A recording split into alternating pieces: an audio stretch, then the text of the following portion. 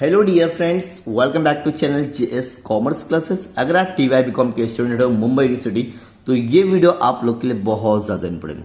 ये है lecture number 6 of preparation of final account. हमारा ये लेक्चर नंबर 6 से अगर आप लोग ने इसके पहले हमारे 5 वीडियो नहीं देखे तो ज़रूर देखना, बिकॉज इस वीडियो में हम लोग कवर करने वाले अप्रैल 2024 फाइनेंशियल अकाउंटिंग का जो पेपर में प्रिपरेशन ऑफ फाइनल अकाउंटिंग आया था। जैसे कि फॉर एग्जांपल 2A में ये क्वेश्चन आया था, इसके ऊपर हम लोग ने ऑलरेडी डिटेल वीडियो बना दी है, जरूर आप लोग देखना। अब हम देख रहे हैं जो एग्जाम में 10 मार्क्स का क्वेश्चन आपको आया था, जरा ध्यान देंगे इधर dear friends.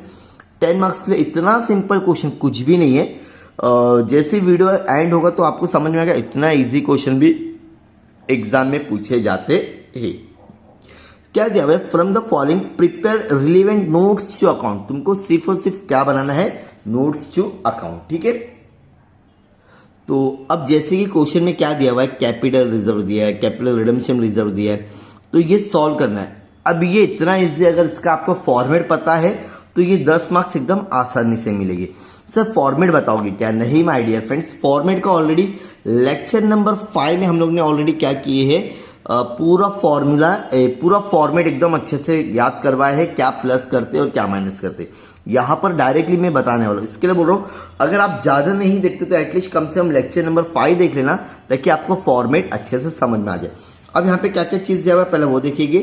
Capital reserve, capital redemption reserve, security premium, general reserve, इसका ओपनिंग बैलेंस दे दिया है, प्रॉफिट फॉर द ईयर। यहाँ पर तो ये एक होता है ओपनिंग, एक होता है करंट, मतलब जब लास्ट में जो होता है ये दोनों हम लोग प्लस करते हैं, ठीक है। ट्रांसफर टू रिजर्व, अब यहाँ पे 2 ट्रांसफर है, कितना? 10%।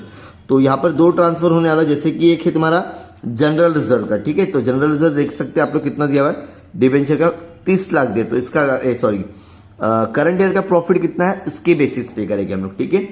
इंटरम डिविडेंड, ये जो इंटरम डिविडेंड है ना डियर स्टूडेंट्स, आपको जो दिख रहा है ये लेस होगा, क्या होगा? लेस होगा, ठीक है। इंटरम डिविडेंड हमेशा माइनस होता है।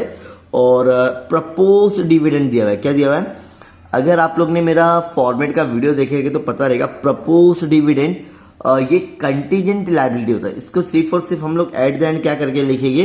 Propose dividend preference shares contingent liability करके लिखना है, ठीक है।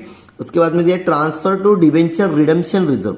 और जब भी आगे ऐसा ट्रांसफर आ गया ना, जैसे यहां पर भी ट्रांसफर आ गया है, ये भी ट्रांसफर आ गया है, इसका मतलब ये दोनों भी आपको क्या करना होगा? लेस करना होगा। मतलब transfer to reserve, interim dividend paid, transfer to debenture redemption reserve, ये 3 चीज आपको क्या करना है डियर फ्रेंड्स? लेस करना है। चलो अभी मैं आपको पूरा वीडियो में बताता हूं। तो अगर आप लोग यहाँ पे ध्यान दोगे डियर स्टूडेंट्स, तो यहाँ पे क्लियरली लिखा हुआ है कैपिटल रिजर्व। तो अभी हम लोग आंसर की शुरुआत कर देते हैं डियर स्टूडेंट्स। अब हम लोग 1 बाय 1 क्या लिखेंगे, जो भी हमको क्वेश्चन में दिया हुआ है। जैसे कि सबसे पहले दिया हुआ था कैपिटल रिजर्व, तो अभी हम लोग क्या लिखेंगे? कैपिटल रिजर्व, अमाउंट कितना है? 6 lakh,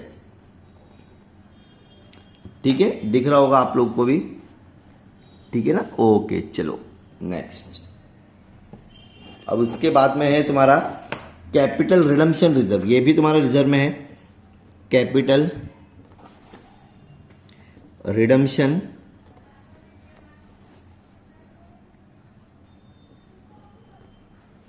reserve, amount is 12 lakh,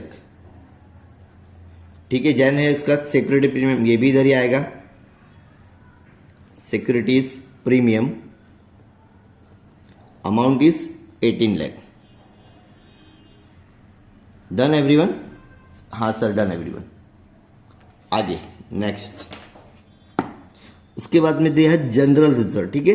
ये जनरल रिजर्व अब एक ओल्ड होता है क्वेश्चन में, अगर ध्यान देंगे देखो यहां पर भी जनरल रिजर्व है, और यहां पे क्या बोल रहा है? Transfer to reserve. अब 2 ट्रांसफर आ गया है, यहाँ पे डिबेंचर का भी आ गया। तो अभी हम लोग क्या लिखेंगे? उसके पहले ना ये लिखेंगे हम लोग, क्या लिखेंगे? Transfer to debenture. तो यहां पर हम लोग डायरेक्ट लिखेंगे डिबेंचर रिडम्पशन रिजर्व, ये भी क्या होगा तुम्हारा? प्लस ही होगा, ठीक है। कितना दिया हुआ क्वेश्चन में अगर दिख रहा होगा प्रॉपरली, तो ये है आप लोग का 30 लाख, ठीक है। अब उसके बाद में जनरल रिजर्व लिख देते हैं हम लोग। अब आपको लग रहा होगा सर कुछ समझ नहीं रहा है, इसके लिए फॉर्मेट याद करना है, ठीक है। अब जनरल रिजर्व लिखेंगे हम लोग, जनरल रिजर्व। नॉर्मली जो जनरल रिजर्व है आपका क्वेश्चन में अगर ध्यान देंगे ऊपर से फोर्थ, तो ये है 48 लाख रुपीज। कितना है? 48 लाख रुपीज, ठीक है। इसके बाद में एक करंट ईयर का तो ट्रांसफर टू 10% रिजर्व, तो ये वाला हम लोग क्या करेंगे, ट्रांसफर टू 10%, तो इसको हमको लिखना है किसमें? जनरल रिजर्व में। क्या लिखा हुआ है? ट्रांसफर टू रिजर्व, तो ये 10%, तो यहां पे लिखेंगे करंट ईयर जनरल रिजर्व। ये फॉर्मेट है डियर फ्रेंड्स, ठीक है। दो जनरल रिजर्व कहां से मिला? अगर ये क्वेश्चन में नहीं होता तो हम लोग नहीं लेते थे डियर फ्रेंड्स, ठीक है। करंट ईयर जनरल रिजर्व 10% बोल रहा है, तो किसका 10% लेंगे हम लोग? अगर यहाँ पे अमाउंट दिया हुआ है प्रॉफिट, करंट ईयर का प्रॉफिट कितना है जरा देखो यहाँ पे 1,50,00,000, तो इसका हो जाएगा 15 लाख। कितना हो जाएगा? 15 लाख। एक जीरो खाली कम करना, ठीक है। तो यहाँ पे 6 जीरो है तो 5 जीरो लिख दो, तो ये हो जाएगा 15 लाख। कितना हो जाएगा? 15।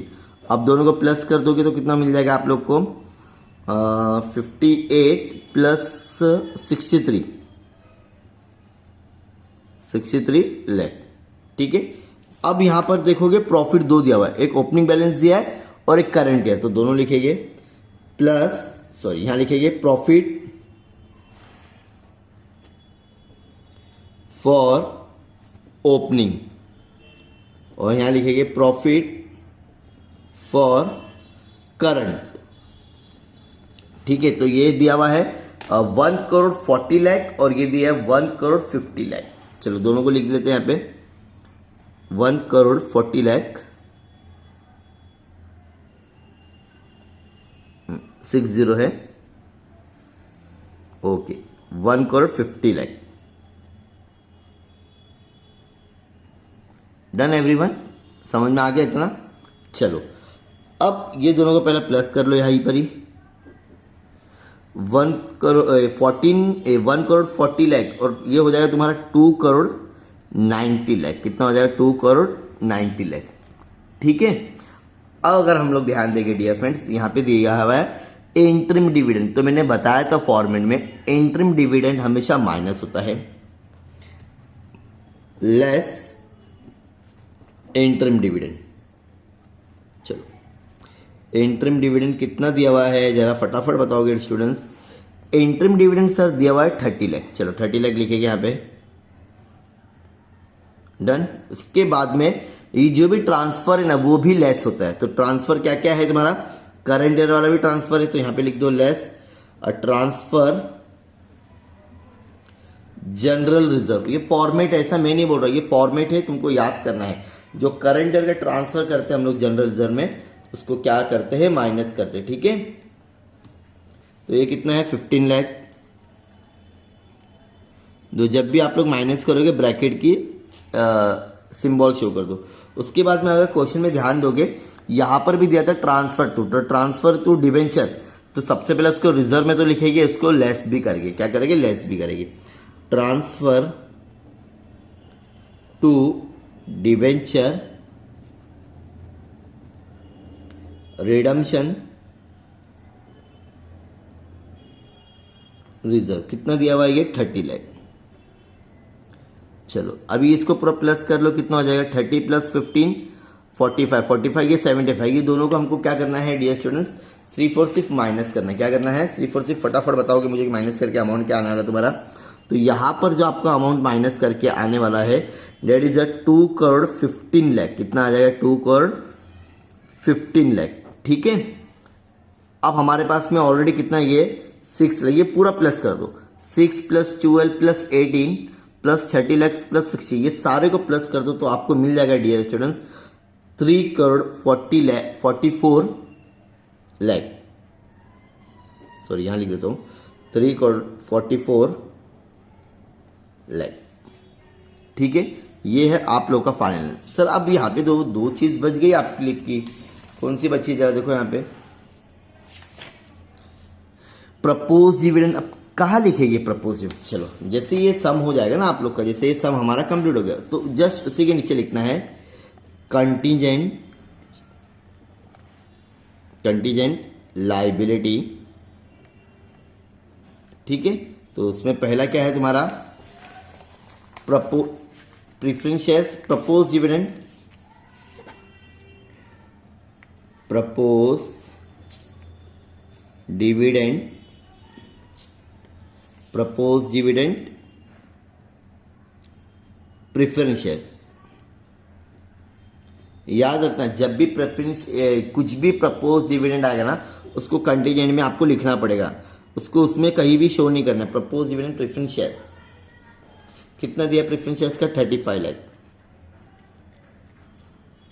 ठीक है। नेक्स्ट है तुम्हारा प्रपोज डिविडेंड इक्विटी शेयर। कहाँ लिखा है डियर स्टूडेंट्स, बताओगे ना मुझे आप लोग, ठीक है। फॉर्मेट के हिसाब से ही है, बस यहां लिखिए प्रपोज इक्विटी शेयर, अमाउंट कितना दिया हुआ है 30, तो यहां लिख देंगे 30। इतना सिंपल क्वेश्चन था डियर स्टूडेंट्स, जो अप्रैल 2024 में आया था। अगर स्टूडेंट्स इतना सॉल्व किए रहेंगे तो आपको मिलेगा। तो हो सकता है जो अभी 2024 नवंबर में अक्टूबर में जो पेपर हो रहा है वो भी ऐसा सेम आ जा सकता है। तो इसके लिए अभी भी आपके पास में वक्त है डियर स्टूडेंट्स। अगर आप हमारे सातों वीडियो देखते हैं और भी हम लोग कम से कम मिनिमम 10 to 12 वीडियो अपलोड करेंगे, तो देखिए जो आप लोग के लिए एग्जाम में बहुत ज्यादा यूजफुल रहेगा। ऐसे और भी वीडियोस के लिए प्लीज चैनल को सब्सक्राइब करो और अपने दोस्तों के साथ में जरूर शेयर करो। मिलते हैं नेक्स्ट वीडियो में। Thank you so much, bye bye.